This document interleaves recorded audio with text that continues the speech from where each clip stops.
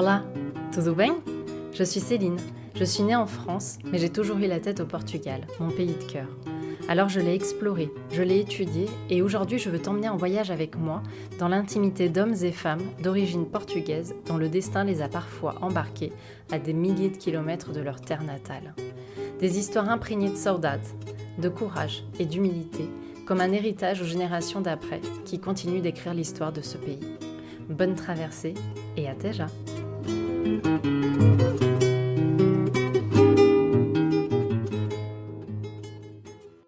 Pour ce nouvel épisode, j'ai eu le plaisir de recevoir Fanny à mon micro, une Alsaco-portugaise de maman alsacienne et papa portugais. Et si je vous précise cela, c'est parce que cette double culture sera au cœur de sa construction.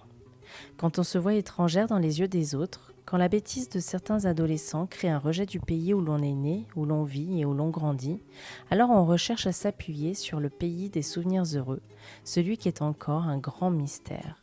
Pourquoi un mystère ? Parce que transmettre ses origines n'est pas une évidence pour le papa de Fanny. L'intégration en France est sa priorité, même si son cœur reste portugais. Pas de rêve de retraite avec un retour au pays, l'intégration à tout prix. Et ce, même avec une fille qui réclame une nationalité, une langue et des explications. Ce chemin, Fanny devra le faire seule, avec le soutien inconditionnel de sa maman française. Et même si aujourd'hui encore elle ne se sent pas complètement légitime, c'est pour son fils et avec son mari qu'elle transmet son amour du Portugal. Le témoignage de Fanny, ses interrogations à ne pas se sentir assez portugaise, mais pas toujours française aux yeux des autres, m'ont touchée.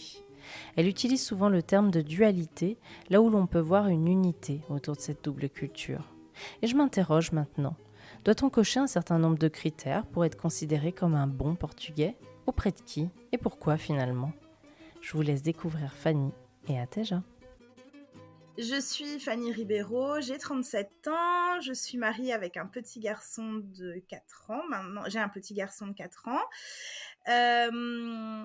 J'ai pour habitude de dire que je suis alsaco-portugaise puisqu'en fait je vis en Alsace et ma maman est alsacienne et mon papa est portugais, originaire d'Espinho ou juste à côté de Porto.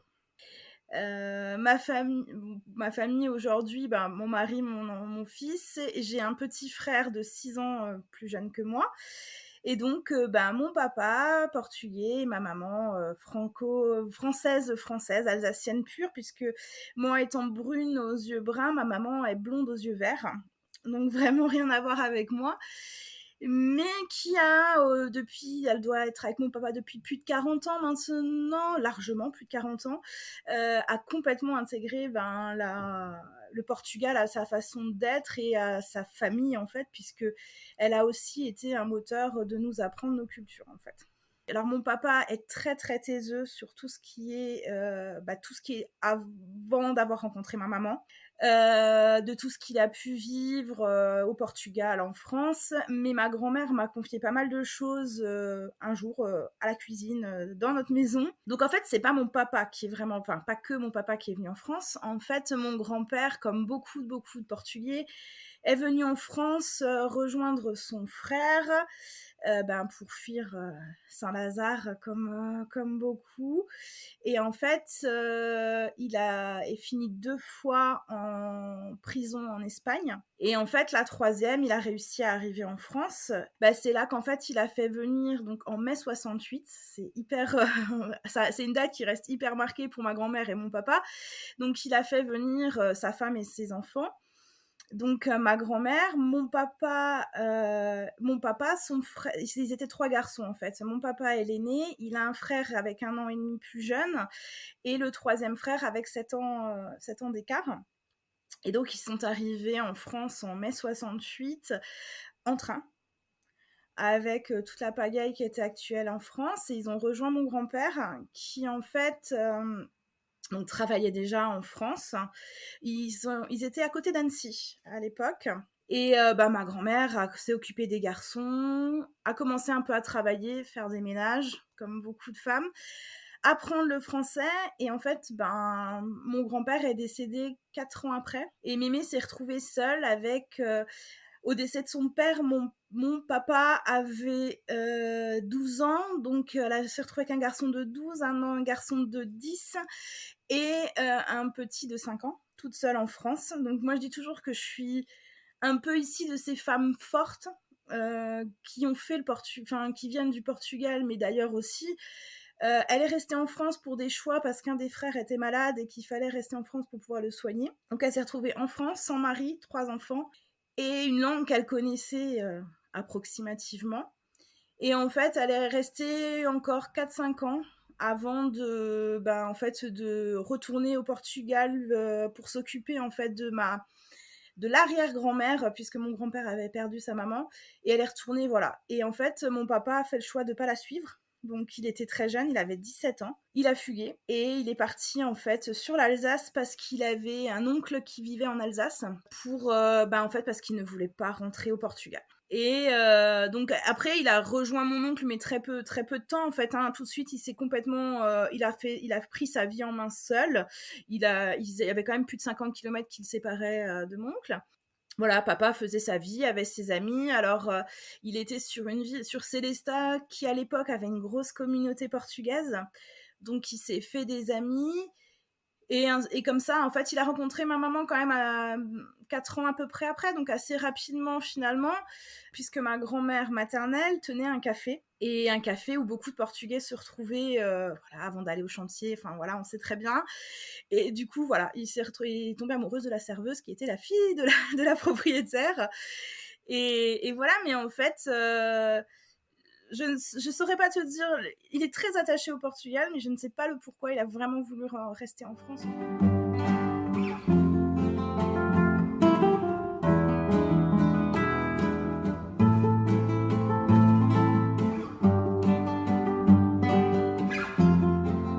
Toujours dit qu'il vivrait en France, qu'il ne retournerait pas au Portugal. Et là, voilà, ça n'a jamais été un sujet vraiment pour lui. Même pour sa retraite, il n'envisage pas d'y vivre. Pourquoi pas faire 2 mois ou 3 mois un peu plus longtemps quand maman arrêtera, parce que du coup maman travaille toujours, mais d'y vivre, non. Papa ne se voit pas vivre au Portugal. Pour lui, je vais pas dire son pays c'est la France parce que c'est pas vrai non plus, mais ça n'a jamais voilà, ça n'a jamais été son choix en tout cas. En fait, il a jamais construit là-bas. Ma grand-mère en fait à sa maison qui aujourd'hui lui appartient, puisqu'elle avait construit la maison des 2 autres frères. Donc il faut savoir que nous, quand on va au Portugal, on vit dans une cour avec maintenant mon cousin, puisque mon parrain est décédé, et l'autre frère. En fait, on vit vraiment tous assez proches. Mais non, papa n'a jamais construit la maison au Portugal. Et je pense que ça fait partie de son idée de l'intégration, parce qu'encore aujourd'hui, si je dis, parce que je le dis régulièrement, que j'aimerais acheter une maison au Portugal, voilà, il se ferme. Et tu sais que quand il se ferme, c'est qu'il n'est pas d'accord, voilà. Mon mari est vigneron en Alsace. C'est vrai qu'on parcourt un peu les vignobles près de chez nous au Portugal. Et il dit toujours « Ah, José, je crois que j'ai trouvé un vignoble, on va l'acheter et venir ici. » Mon père ne trouve pas ça drôle du tout, en fait. Vraiment, il se braque très, très facilement. C'est quelque chose qui, pour lui, est assez compliqué, je pense. Comme un signe du destin qui montrera qu'il faudra toujours que je me batte pour mon côté portugaise. Faut savoir que mon papa s'appelle Da Silva Ribeiro. Et qu'en fait, quand il m'a déclaré à la mairie, ils n'ont pas pris le nom complet. Donc, moi, je ne m'appelle que Ribeiro, sachant que mon frère, plus tard, aura eu les 2 noms, etc. Donc après, le Portugal, c'était... alors, papa, je pense qu'on a été entre victimes, je ne sais pas si c'est le mot, mais il voulait nous surintégrer. Donc, il nous a jamais parlé en portugais. Il allait jusqu'à jamais nous déclarer au consulat portugais. Pas pour nous cacher, un jour je lui ai dit dans une phrase hyper méchante parce que j'étais fâchée avec lui, mais de toute façon t'as voulu nous cacher, mais parce qu'il voyait pas l'intérêt. On était français, on avait notre nationalité française, pourquoi avoir une nationalité portugaise? Alors après, de 0 à 3 ans, je peux pas trop te dire, je suis petite. 3 ans, il décide d'aller au Portugal, puisque je n'avais jamais rencontré ma famille portugaise. Entre-temps, ma grand-mère n'était pas venue encore, donc Là, le téléphone était quand même cher, mais était là, donc elle savait qu'elle avait une petite fille et tout. Et en fait, on part au Portugal en voiture, j'ai 3 ans. Et là, des bribes de souvenirs, mais vraiment de bonheur. Ça a toujours été, de toute façon, je pense, chez moi, le Portugal, mon refuge. Et puis, il y aura eu un gros trou, puisqu'en fait, entre mes 3 et du coup mes 7 ans, je n'y retournerai pas. Mais Mémé reste présente, puisqu'entre-temps, mon parrain est en Suisse, elle fait des allers-retours du coup pour voir ses 2 fils. Mon cousin naît entre-temps, donc elle a ses petits-enfants. Et puis, le Portugal, il est présent par cette Mémé qu'on appelle régulièrement, les colis qui viennent, qu'on attend avec impatience. Alors moi, c'était le colis de Noël et le colis de mon anniversaire. Alors ma grand-mère m'offrait toujours des habits, mais des beaux habits. Enfin, je parle d'une époque où les habits au Portugal étaient juste magnifiques par rapport à ce qu'on trouvait en France. Elle faisait toujours en sorte elle savait qu'en Alsace, on avait notre fête d'école avant Noël, avant les vacances scolaires, où on se mettait sur scène, etc. J'avais toujours une robe de folie qui arrivait par colis. Je sais que je rentrais à 11h30, ma mère le colis sur la table, je devenais hystérique. C'était voilà. Et un petit peu dans la culture. Alors papa, on a déménagé, on a quitté la ville pour partir en petite campagne. Mais il restait quand même il y avait une association pas très loin, à 10 km, dont papa faisait partie, donc on y allait de temps en temps. Et puis, même en voulant nous intégrer en France, papa, la musique, ça a toujours été la musique portugaise. Donc, moi, je chantais en portugais. Je comprenais pas ce que je chantais, mais je chantais. Après, est-ce que c'est ce qu'aujourd'hui... Alors, c'est toujours un peu cette dualité, les Français immigrés et les Portugais immigrés et les vrais Portugais. C'est vrai que papa a toujours écouté beaucoup ce qu'on appelle la musique à pimba, que beaucoup diront c'est pas de la vraie musique portugaise, mais moi j'ai été biberonnée à ça. Donc quand même toujours ce côté un petit peu présence du Portugal. Et puis quand j'ai eu un petit frère, et quand il a eu donc 2 ans, on est parti en avion avec ma maman et mon frère. On est resté presque 2 mois, les 2 mois de vacances. Et papa nous a rejoints après en voiture et tout. Et rebelote, c'était vraiment des bons moments. J'étais entourée de ma famille. Et puis, j'ai appris un peu le portugais que j'ai très vite reperdu en venant en France. Mais là, ça a commencé, on va dire, le Portugal est devenu... Il a fallu que je fasse pas des choix, je sais pas. C'est devenu un obstacle. J'ai un événement qui reste vraiment dans ma tête, c'est 11 novembre, tirage au sort de l'école primaire pour savoir quel enfant serait en alsacien pour la cérémonie du monument aux morts. Ça tombe sur moi. Et mot de la directrice d'école, qui pourtant était adorable, vraiment, fallait que ça tombe sur une portugaise. Et donc là, ça a commencé, voilà, on sentait que j'étais pas... En grandissant, les enfants, je trouve, deviennent plus méchants. Ah, mais toi, de toute façon, t'es pas française. Et puis moi, au début, je comprenais pas. Pourquoi je suis pas française ? Je voyais pas où était le problème, en fait. Et le Portugal reste comme ça, avec ma grand-mère, ma maman qui nous fait des petits plats, la musique portugaise, et quand même, le parrain et la marraine de mon frère sont des amis portugais. Donc, on se voit régulièrement, on passe du temps ensemble, j'entends énormément cette langue. De temps en temps, j'essaye des approches auprès de mon père pour qu'il m'apprenne, qui sont non catégoriques, hein, c'est clair. Et voilà, on passe un peu, voilà, et arrive le collège. Je crois que on a tous eu nos difficultés à ce moment-là. La veille de l'été avant de mes 7 ans à l'été de mon collège, on ne retourne plus au Portugal parce que financièrement c'était pas possible. Et puis papa décide qu'il faut y aller, on y va.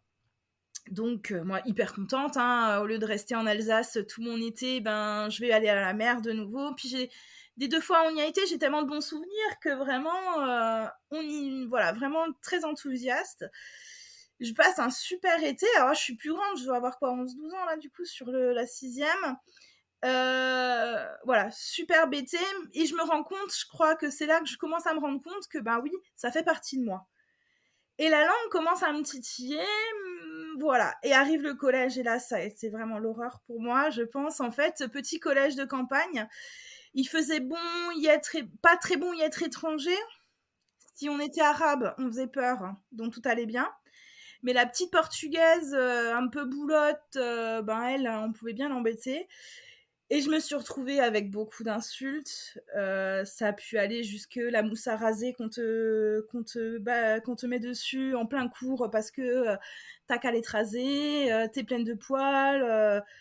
Voilà, des choses vraiment très désagréables. Et là, en fait, ben, tu te rends compte, enfin, il y aurait eu deux solutions. Soit je renonçais complètement au Portugal, soit, parce que finalement je le revendiquais, hein, donc voilà, soit bah, ce que j'ai fait, je le revendique. Et par contre, j'ai fait un rejet de la France. Donc là, deuxième été, donc à partir de là, en fait, on est parti tous les étés au Portugal. Deuxième été, j'arrive en bas, je dis à tout le monde, bon, vous arrêtez de me parler en français, je veux parler portugais, je veux apprendre, je veux partir, je veux parler portugais. Mon père m'a fait la tête quasi toutes les vacances. C'était hyper chiant. Il s'est pris la tête, je pense, avec tout le monde sur toutes les vacances au fur et à mesure pour des bêtises, mais c'est juste que ça l'énervait, puisqu'en fait, mon parrain, ma grand-mère et mon oncle ont dit ben oui, donc on va lui parler en portugais. Elle veut l'apprendre, ces personnes qui lui imposent. Et donc je l'ai appris à l'oral en ce mois et demi. Et puis, ben, en fait, je me suis beaucoup coupée de la France. C'est-à-dire que, malgré tout, hein, j'y vivais 11 mois dans l'année, mais le Walkman, ma musique, c'était Santa Maria. Il n'y avait pas de musique française, en fait. Aujourd'hui, je mets ça en route, mon frère fuit, mais c'était Santa Maria. Il n'y avait pas d'autre solution, en fait. Et quand on me parlait, je revendiquais, je suis portugaise. Voilà, point. Ça plaisait pas, et ça plaisait pas. Et voilà, les 4 ans de collège se sont passés comme ça, avec beaucoup de difficultés, avec beaucoup de tensions avec mon papa. Parce qu'en fait, plus on m'embêtait au collège, plus je revendiquais le Portugal, plus je lui en demandais, plus en fait il se braquait. J'ai commencé à me renseigner pour récupérer mon Da Silva qui se promenait, que je n'avais pas eu. Donc là, bon, c'était trop compliqué en France aujourd'hui à l'époque de changer de nom, donc j'avais laissé tomber. Et j'ai commencé à dire ouais, mais papa, moi j'aimerais la nationalité portugaise. Alors là, rebelote. Et il faut savoir que tout ça, je l'ai fait avec le soutien de ma maman quand même, hein, qui elle ne comprenait pas en fait. Pour elle, on était les deux. Donc pourquoi devoir mettre que la France en avant et pas le Portugal en fait. Et donc, aux alentours de mes 16 ans, j'ai dû dire papa, on va au consulat, je veux la nationalité portugaise. Mon frère, donc, commençait aussi, puisque lui, en tant que garçon, l'a vécu différemment, je pense, mais lui a carrément même schéma que moi, rébellion complètement contre la France. Et lui se revendiquait, ou encore plus. Je trouvais que, plus encore, il arrivait à être plus portugais que moi, en fait. Alors qu'il n'y a jamais eu de compétition entre nous, hein, mais je trouvais qu'il arrivait vraiment à ressortir son côté portugais plus facilement que moi. Après, voilà, une fille, un garçon. Et puis, 16 ans, quand je dis à papa que je veux la nationalité portugaise, il me répond que non, en fait. Que je ne l'aurais pas, qu'il voit pas pourquoi. Alors, c'était pour moi très incompréhensible, puisqu'on allait au centre des Portugais, à l'association des Portugais tous les dimanches. J'ai fait du folklore, du ranch. Au final, je me sentais bien avec mes amis portugais qui venaient de la région, de la ville et tout. Je me sentais bien avec eux. J'aurais rêvé de pouvoir voilà, aller en ville au collège, ne pas... Voilà. Et mon père me le refusait.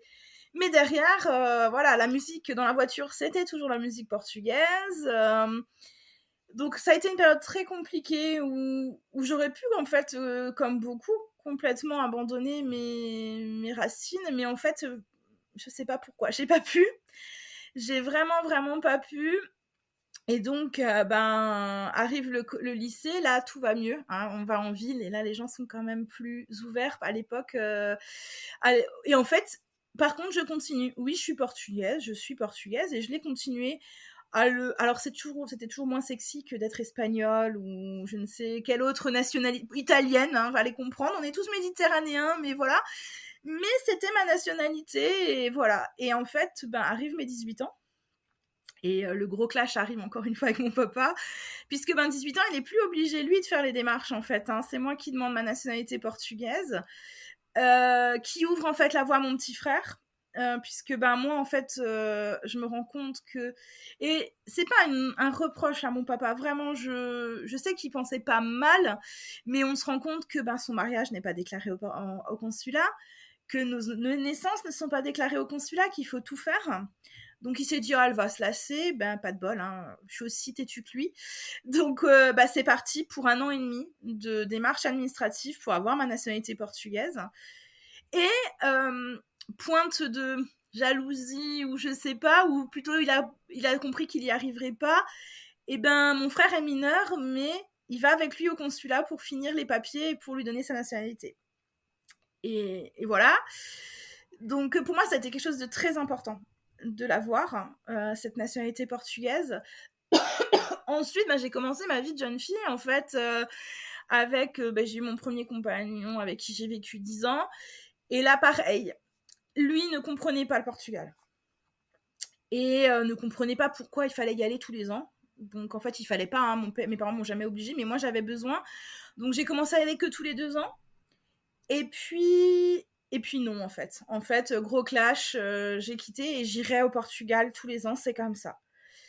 Je rencontre mon conjoint actuel qui, lui, qui est maintenant mon mari, qui, lui, effectivement, se dit, voilà, adore le Portugal. Alors, ça me fait un peu penser à Christina et son mari, en fait, parce que il adore le Portugal et on le taquine beaucoup avec mon frère parce que c'est le premier à dire on va où cet été en vacances? Au Portugal, on rentre à la maison, qu'est-ce qu'il y a?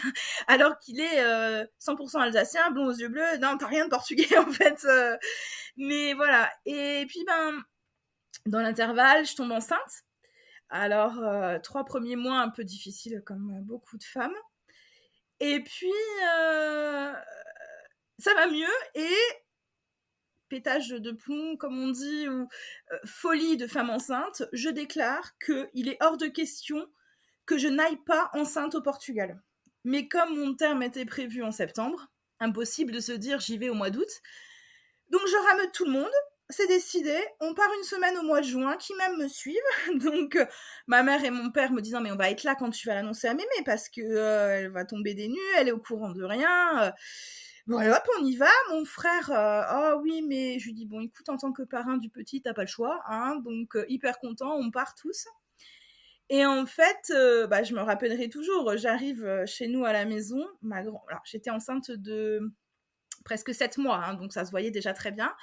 Ma grand-mère me regarde, elle me fait, oh, mais t'es enceinte? Mais enlève-moi cette ceinture, il va naître avec le cordon autour du cou. Donc nos grands-mères, voilà, très pragmatiques, hein, il fallait enlever la ceinture. Je n'ai pas eu le droit de porter de ceinture de tout mon séjour là-bas. Et puis, en fait, au fur et à mesure, entre le moment où je décide d'y aller et le moment où on y va, en fait, c'était une évidence. C'était, mes photos de grossesse, ça sera au Portugal. Cet enfant sera franco-portugais aussi. Et ma maman, à qui je me confie beaucoup, elle me disait... ça m'étonne que ça t'a pas piqué à vous, en fait. On l'attendait, celle-là, en fait. On savait qu'à un moment donné, elle me dit, mais j'espérais juste que ce soit pas trop tard et que ce soit trop tard au niveau de ta grossesse pour que tu puisses y aller, parce qu'elle me dit, tu nous aurais fait une dépression, là, si tu pouvais pas y aller. Et donc, voilà, naissance de mon fils, et puis, grande question, quand est-ce qu'on y retourne? Donc, Andrea naît en septembre, et puis, août de l'année d'après, il a même pas 1 an. On y va, mémé, il faut qu'elle voie son arrière-petit-fils. Et en fait, on a pris la décision, donc mon frère et sa copine actuelle viennent avec, et on dit, ah ouais, tant que mémé est là, on peut pas faire autrement, il faut qu'elle le voie tous les ans. Et puis, Andrea, après, c'est des grosses questions que je me pose, quelle va être la place du Portugal dans sa vie, à lui, puisque maintenant, c'est plus qu'un quart, déjà, chez lui. Mais c'est vrai que, lui, il part en vacances, il va chez mémé au Portugal, c'est normal. Pourtant, moi, je travaille dans le voyage, donc on voyage quand même pas mal, mais lui, les vacances, c'est le Portugal. D'ailleurs, c'est quand qu'on y retourne. Ses premiers pas seront au Portugal. Il les fera chez ma grand-mère au Portugal. Quand on lui discute avec lui, il est portugais comme papy. Alors, parce que moi, j'ai pas fait. Hein. Mon fils, à 3 mois, il a eu sa carte d'identité portugaise, sa nationalité, tout. Hein. Il était hors de question, voilà. Et après, là, aujourd'hui, où j'en suis, c'est plus le côté, ben voilà, il a 4 ans. Clairement, aujourd'hui, à la maison, on parle pas le portugais. J'avais espéré que papa fasse l'effort de lui parler en portugais, mais non, il ne le fait pas. Alors aujourd'hui, la télé à la maison chez mes parents tourne en portugais, ce qui n'était pas notre cas à notre époque à nous. Même ma mère écoute la musique. Tu arrives le dimanche chez mes parents, ma mère peut être en train de te cuisiner une choucroute avec Kimberley ou Jean-Fond, s'il te plaît. Hein. Elle a la chaîne SIC, là, avec son petit truc. T'arrives, elle te fait danser un ou deux petits pains de danse et puis elle remue sa choucroute. Alors chez nous, c'est vraiment ça. C'est le dimanche, c'est musica portuguesa. Donc, où qu'on aille, mon mari, il met la playlist Portugal sur Deezer dans la voiture. Andrea, aujourd'hui, ben, un peu comme moi, il chante en portugais. Maintenant, quelle va être la place du Portugal chez lui? Ben, j'essaie de lui apporter au maximum. Maintenant, clairement, à la maison, même mon mari me dit, ah, mais tu devrais parler on avait tenté. On s'était dit, on va parler en portugais. En même temps, mon mari apprendra la langue, mais finalement, c'est compliqué.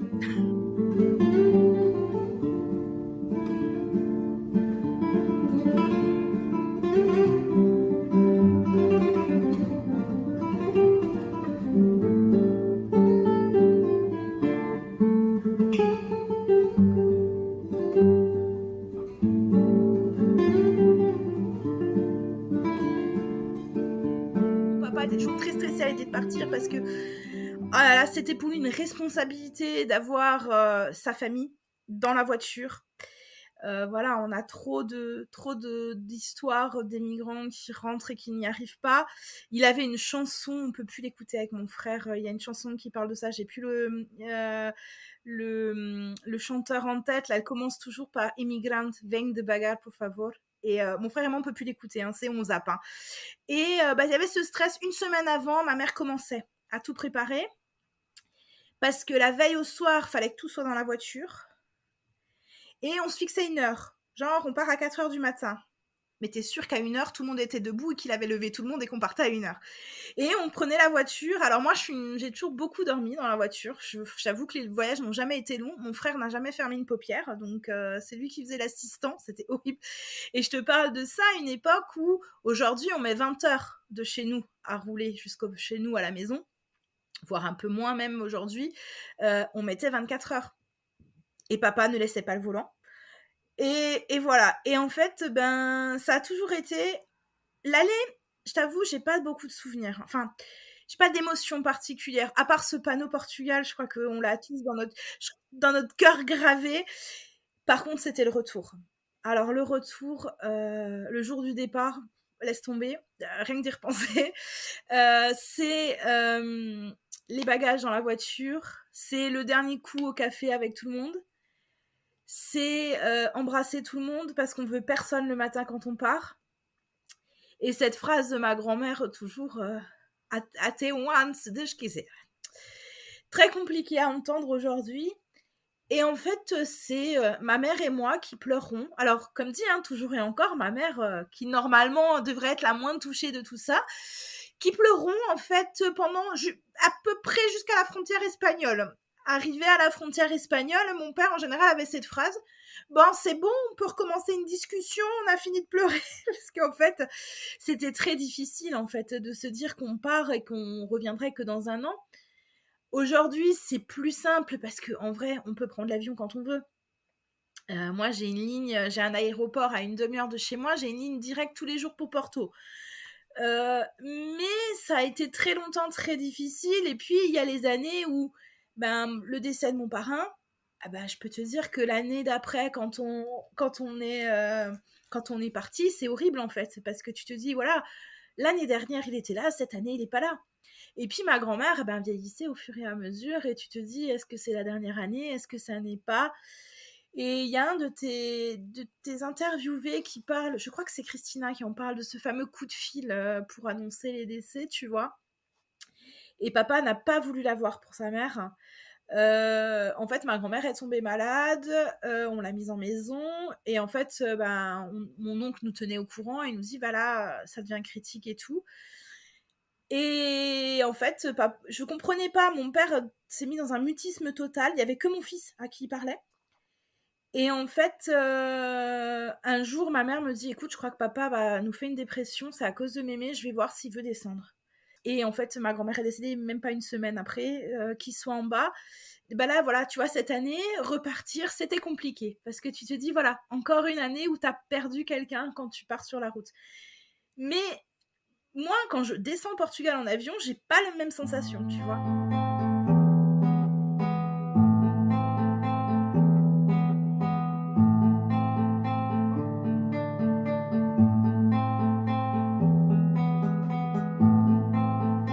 Comme dit, hein, j'avais très peu d'amis portugais puisqu'ils ne mettaient pas vraiment, enfin, c'était juste, aux associations et tout. Je pense qu'il aurait très mal vécu le fait que je me marie avec un Portugais. Vraiment, il est très dur avec, en disant voilà, ceux qui restent entre eux, ça ils ne supportent pas. C'est vrai que on a vu arriver il y a une dizaine d'années des Portugais qui sont mariés avec des franco-portugaises comme moi, mais qui restent entre eux, qui ne parlent même pas le français au bout d'un an. Papa, ça l'horripile. Sur les chantiers, il leur parlait en français exprès. Alors qu'entre anciens, ils parlaient en portugais, non? Et oui, oui, ça le rassure totalement que j'ai pu m'intégrer, en fait, et qu'il a réussi ça. Voilà. Mais après, d'un autre côté, tu vois, son petit-fils lui dit: «Papy, je suis portugais comme toi».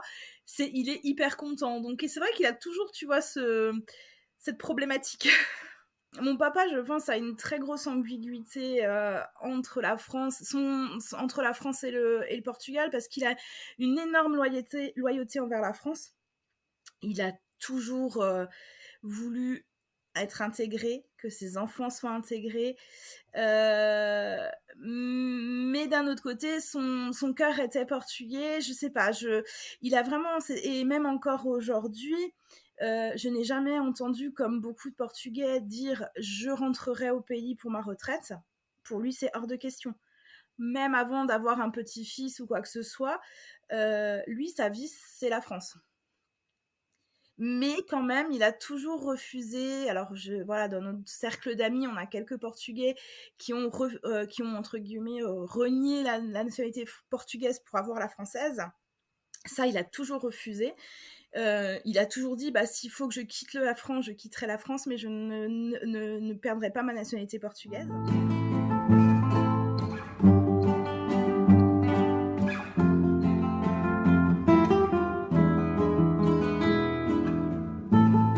Mais ma grand-mère a accueilli mon père bras ouverts, vraiment.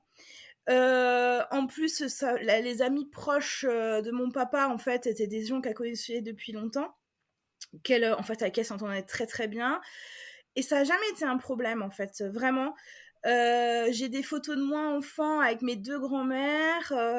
Et ce côté, cette dualité, en fait, je l'ai toujours eu. Alors, ça fait peut-être partie de ce qui fait qu'aujourd'hui, j'ai des fois du mal à me dire de quel côté je suis. Parce qu'en fait, voilà, ma grand-mère française, un jour, nous a dit: «Ah, mais qu'on partait». Alors nous, c'est le mois d'août, hein, comme beaucoup de Portugais. On partait au mois d'août. Et un jour, elle a dit: «Mais moi aussi, j'aimerais aller au Portugal parce que bon, quand même, j'ai aussi un peu de portugais chez moi». Et donc, on l'a emmenée chez ma grand-mère, portugaise, qui était tellement heureuse de l'accueillir. Il faut savoir qu'elles se sont toujours très bien entendues, que quand on appelait ma grand-mère au Portugal pour les fêtes de Noël, ma grand-mère d'ici, elle se parlait, elle se papotait, enfin voilà. Après, c'est sûr qu'il n'y a jamais eu de barrière de langue. Mémé parlant français, ça posait pas de problème. Mais non, vraiment, ma grand-mère a toujours accueilli mon papa à bras ouverts, et mon papa a considéré ma grand-mère comme sa deuxième maman finalement ici. Il s'en est énormément occupé, et du temps où elle était malade et tout. Donc non, vraiment, là-dessus, on n'a pas eu ce problème-là en tout cas.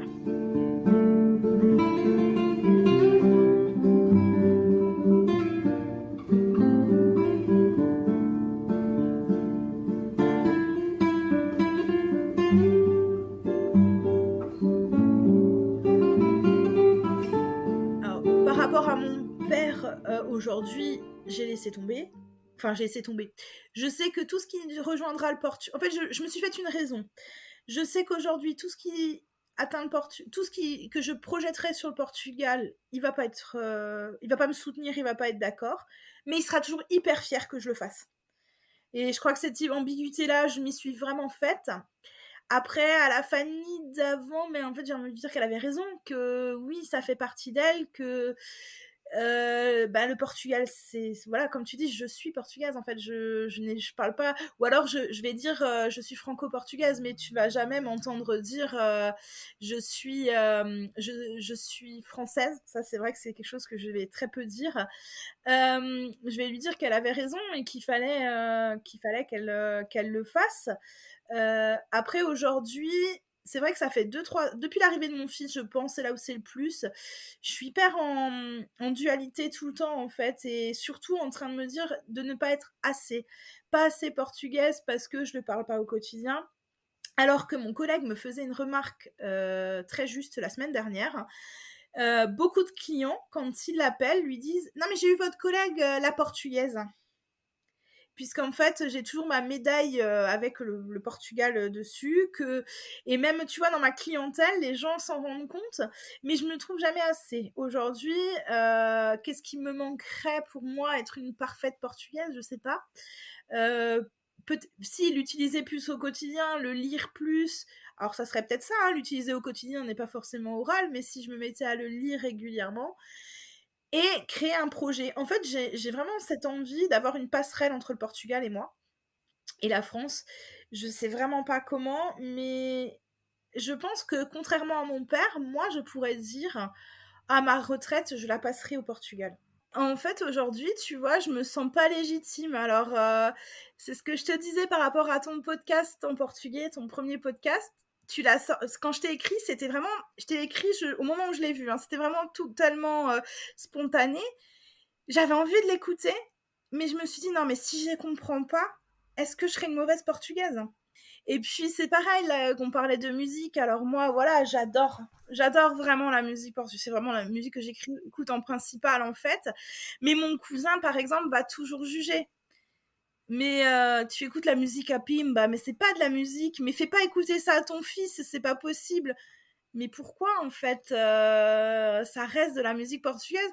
Et j'ai toujours ce sentiment, cette dualité de pas être assez portugaise. Peut-être du fait de vivre en France, peut-être de pas assez le parler. Mais ouais, ouais, j'ai toujours je lis énormément.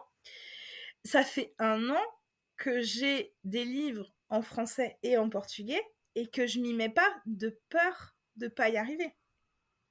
En fait, j'ai peur que ça me renvoie l'image d'une mauvaise portugaise. C'est quand même assez compliqué, quoi.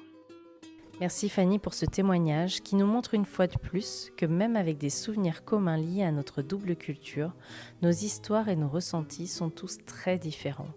Pouvoir les recueillir et les diffuser grâce à ce podcast est vraiment très précieux. Comme je le dis souvent, il n'y a pas un seul vécu ou un seul avis, mais des milliers d'histoires qui continuent de faire évoluer notre réflexion, ou en tout cas je le souhaite. Comme d'habitude, pour soutenir mon travail, je vous invite vivement à partager l'épisode et à laisser un avis sur les plateformes de podcast. À très brève!